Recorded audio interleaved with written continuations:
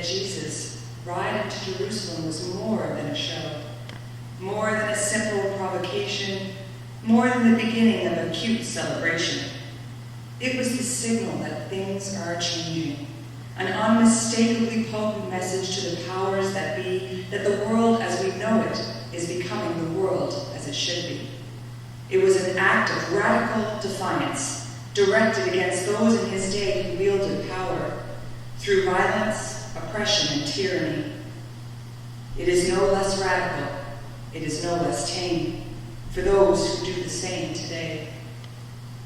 This simple ride reminds us and tells the whole world that Jesus gave of himself to make all things new. May the presentness of God come into the world that longs for change, a world that needs hope and love. Blessed are those who come in the name of God. We have come, we will go, making room for Christ's kingdom to emerge all around us, praying together, Our Father, who art in heaven, hallowed be thy name. Thy kingdom come, thy will be done on earth as it is in heaven. Give us this day our daily bread, and forgive us our trespasses, as we forgive those who trespass against us.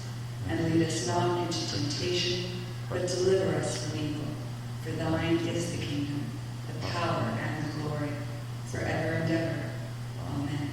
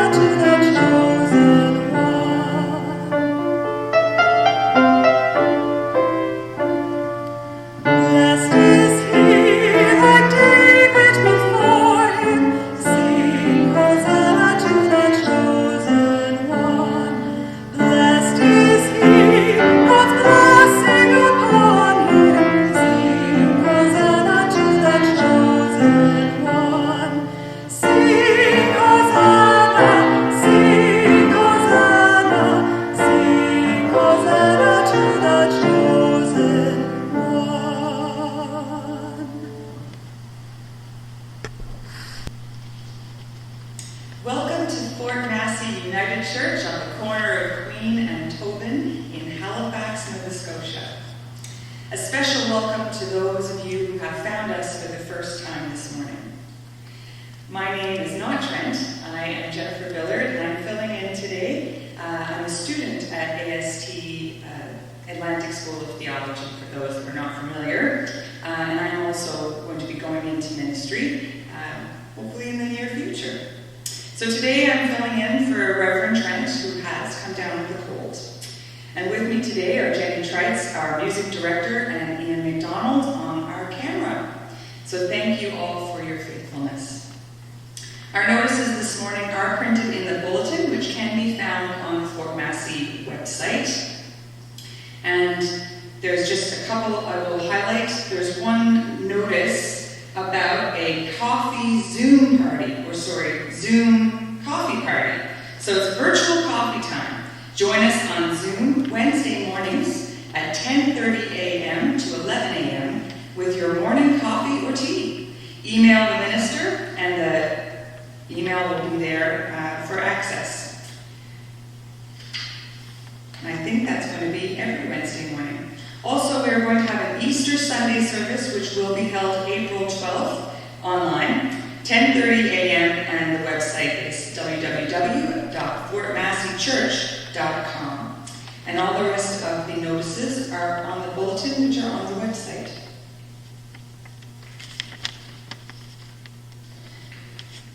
We are sustained by a goodness and a graciousness that gives us hope.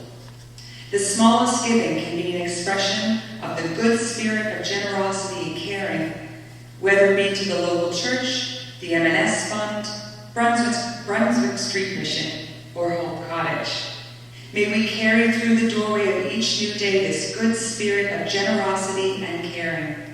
Your offerings are received via Canada Post, dropped off in the mailbox slot in the Tobin Street doors, and through the convenience of car.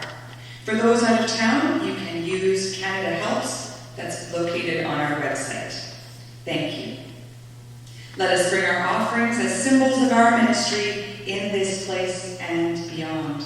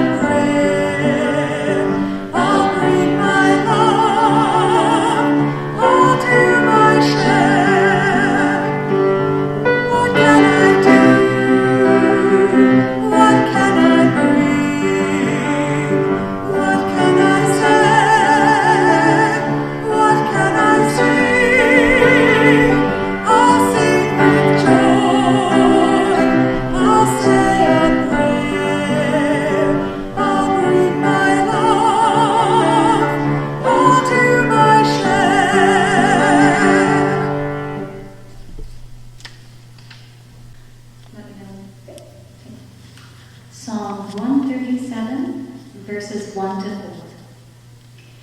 By the rivers of Babylon we sat down and wept as we remembered Zion.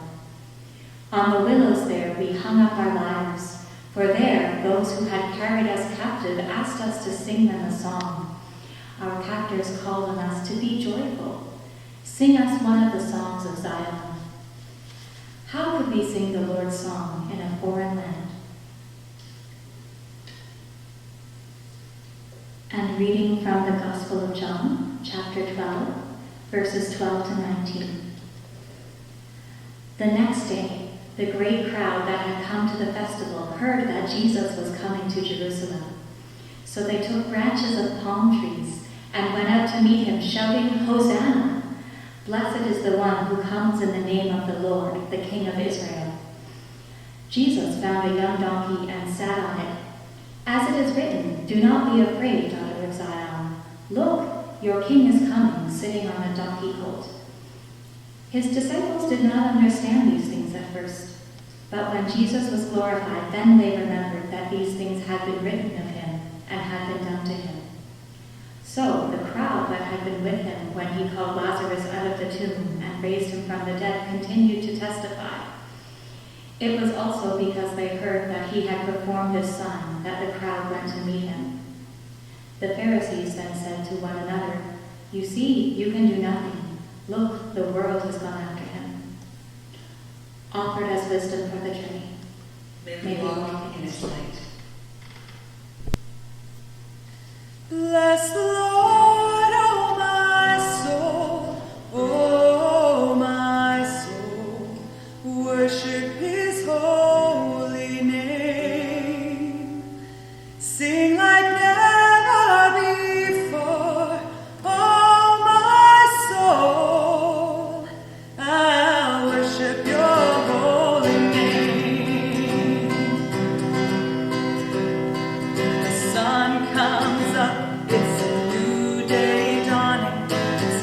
time to sing your song again.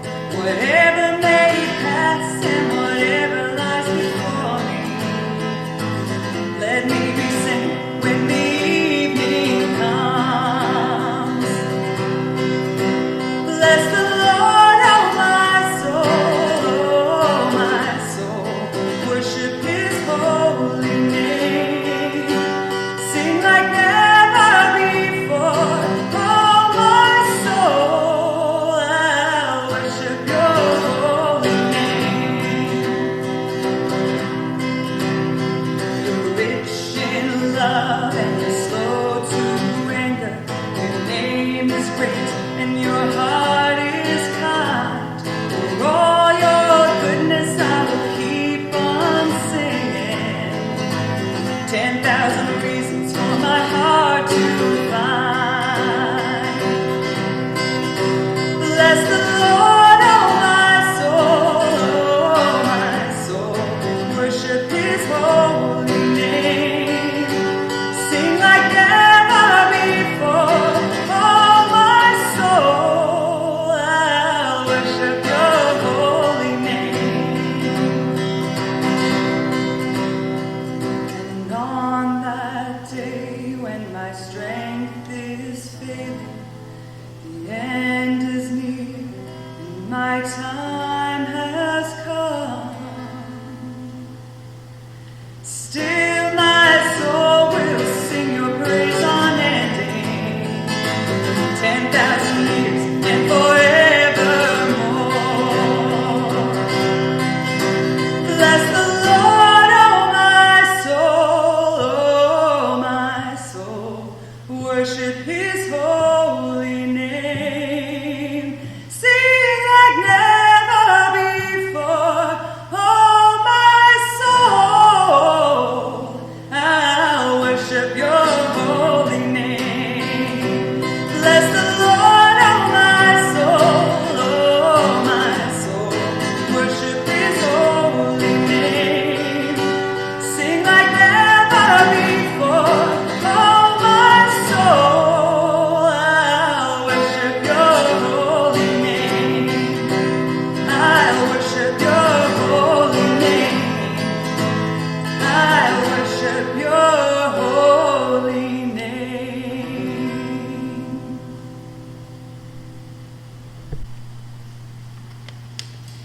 So today's message has been written by Reverend Trent, and I will deliver it much like the letter from Reverend Trent to everybody this morning.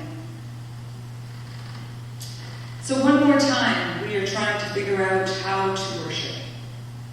In a time of a virus which has crippled most of our planet, worship does not feel the same when the church is empty, when most of you are feeling trapped in your homes, when we connect in new ways and we so desperately miss the old ones. We try each week to improve the technology without blowing a budget, which is already in deep trouble. And hopefully this will get better and we will begin to figure it out. For anyone new tuning in this morning, we apologize, but online is not our usual method of gathering. And so we begin the journey of Holy Week, when normally we would wave palm trees and have children parade around the sanctuary, when we would smile as they run to their church school, and when we would hope that there might be some hot cross buns at coffee and conversation today. It somehow feels odd and almost wrong to think we can celebrate a high Sunday like Palm Sunday on our own. And so we read this morning the lament of the Hebrew people. In exile, they too were grappling with what to do with things when they changed. By the rivers of Babylon, we sat down and wept. The song is familiar, and so is the sentiment. How do we begin to sing the Lord's song in another land? We are not in exile as they were, but likely there are days when you wonder, when it feels a bit like it. Nothing is normal, and the world shifts every day. But then think about all of the sacred days, when you have marked them in unexpected ways. For us, one of those was Christmas. When our son was born, my wife was in the hospital with him, and I was miles and miles away, with my parents and our oldest son, and it felt quite wrong, not the way we had planned. Live long enough and we all have holidays, holy days, marred by the unexpected, by a death or an illness, by tragedy or events. Vacations are often much the same. We plan mentally for ages, we picture everything, and then the car breaks down, or the tent blows over, or someone is sick. I remember friends telling about their holiday when they rented a cottage. And from the beginning, everything went wrong that could go wrong, from illness to car trouble, and they too were sick at one point. To even pick up and get in the car and just head home, a nightmare rather than a dream vacation. And although we cope with such weeks, we hope that they will not happen on the days when we expect more. And so this year we enter the city, wondering whether to wave our branches in celebration or walk over them. We begin the journey of Holy Week, unable to gather for Maundy Thursday, for our traditional potluck, and unable to gather on Good Friday morning or even Easter. But the moment comes anyway. Robert Raines, a minister in Columbus, Ohio, wrote a Palm Sunday prayer years ago, which begins, "O God, whose Son Jesus did not fear to go into the city where he would be murdered, save us in the congregation from fear of facing the dangers that confront us." Those words could have been written this year as we face days filled with fear and with the acute sense of our own vulnerability. Yet we march into the city anyway. Our doctors and our nurses are going to work each day with the fear of the unknown. Our bus drivers, our grocery clerks, our takeout restaurant workers, our coffee baristas, there are plenty of people walking bravely into the thick of this pandemic. And this morning, we thank and we honor them. So many of them who ensure that we have food to eat and supplies. And those who care for the vulnerable and the ill. It is Palm Sunday, when we need to remember kindness, when we need to be kind to each other, and that it is difficult to do that when we are afraid. When we sing the Lord's song in a foreign land, we do so knowing that it may not be welcome. We do so knowing that we are no longer in the familiar and the traditional. And I expect that next year we will hopefully be much more grateful for the ordinary. We will be thankful that we can gather, that we can hug, and that we can stand close together. We likely will take less for granted. We will cherish our health, and I'm hoping that we will also care more about one another. Jesus went with his friends into the city, taking a risk, whether we believe that he knew exactly what he was doing, or whether we believe that he knew what a big risk it would be, and was willing to chance it. But we know that even his friends did not stick with him, and one in the inner group betrayed him before the week was out. Some people will say that is a lesson on why you should never trust anyone, but others will say you have to open yourselves up and take that risk. Life is about risk, minimizing the risk, but still taking it. I watched a clip this week about a local photographer who was taking family photos on the front steps during this time as a project to support mental health initiatives. She keeps her distance, and the children and parents crowd together and smile from their steps. It is not easy for those who are alone, It is the isolation for family groups. It is often spending too much time together. Few teens can imagine a fate worse than being trapped without their peers in a house or apartment with their parents. And younger children are lost without their routines, especially if parents are trying to work from home and manage them at the same time. Yet we are in this together. As leaders keep reminding us, and we need to be kind to each other while it pushes us to our own limits. We remember today that band of disciples marching bravely into the city of Jerusalem. Some of them likely very aware of what it could mean and wanting to protect Jesus. Yet still willing to go because they trusted him and they believed in him. And all of these centuries later, we march bravely ahead, singing the Lord's song in a strange and unfamiliar world. We hug each other virtually. We smile at people we see at a distance. We check in on family and wish that we could hold them as we all face this together. But the church has faced such times before. It has been there during plagues and wars, epidemics and tragedies, and it will soldier on. Hosanna, the Lord cometh. It is Palm Sunday 2020, one we will not forget, and one which might make us a kinder and more compassionate people as we realize what is really important: each other. Everything else is just trimmings. We ultimately take care of each other. Amen and amen.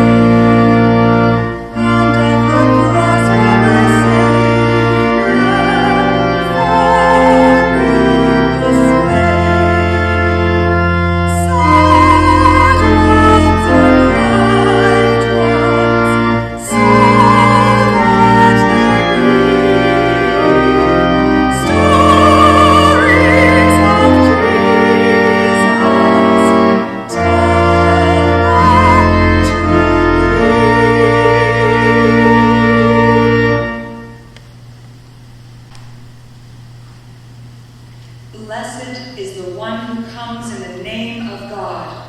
Hosanna in the highest. And blessed be each of you this day as you enter this holy week. May it give you courage and joy as you discover new ways to share yourselves and of your faith. Amen, and may it be so.